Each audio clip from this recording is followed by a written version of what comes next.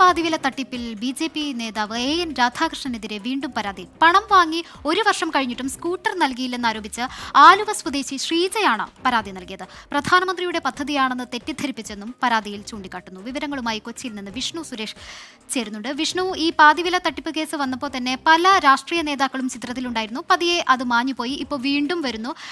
BJP. നേതാവ് N രാധാകൃഷ്ണനെതിരെ മുമ്പും പരാതി ഉണ്ടായിരുന്നു. ഇപ്പോൾ വീണ്ടും പരാതി വരുന്നു. പരാതിക്കാരി ആരാണ്? എന്തൊക്കെയാണ് പരാതിയിൽ പറയുന്നത്? വിഷ്ണു.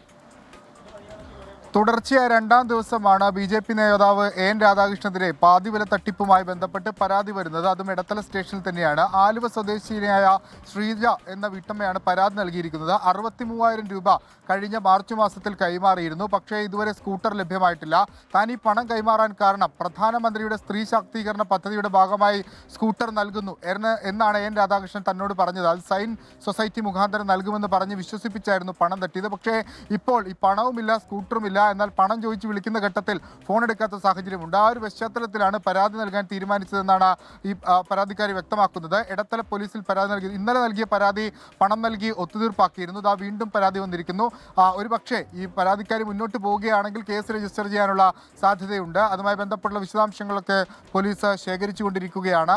ഇത് 2ാം ദിവസമാണ് തുടർച്ചയായി എൻ രാധാകൃഷ്ണനെതിരെ പരാതി വരുന്നു എന്നുള്ളതാണ് ഏറ്റവും പ്രധാനപ്പെട്ട കാര്യം. 42 കോടി രൂപയാണ് സയൻസ് സൊസൈറ്റി ഈ അനന്തു കൃഷ്ണൻ എന്ന തട്ടിപ്പുകാരന് സ്കൂട്ടർ വാങ്ങുന്നതിനുമായി ബന്ധപ്പെട്ട് നൽകിയിട്ടുള്ളത്. അതിൽ കുറേയൊക്കെ ലഭിച്ചിട്ടുണ്ട്, തിരികെ സ്കൂട്ടറായി നൽകിയിട്ടുണ്ട്. പക്ഷേ ഇനിയും ഏറെ ആളുകൾക്ക് പണം ലഭിക്കാനുണ്ടെന്നാണ് മനസ്സിലാകുന്നത്. അതിൻ്റെ അധ്യക്ഷനാണ് എൻ രാധാകൃഷ്ണൻ.